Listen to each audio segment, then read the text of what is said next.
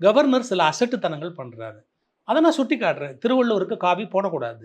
அவர் இல்லறத்தான். இல்லறத்தானுக்கு எப்படி காவி போட முடியும்? அவர் தனக்கு தோணுனதெல்லாம் செய்றார். அவருக்கு தமிழ பத்தி தெரியுமா? ஒப்பிலக்கணம் பத்தி அவர் பேசலாமா? கால்டுவெல்லோட ஒப்பிலக்கணத்த பத்தி ரவிக்கு தெரியுமா?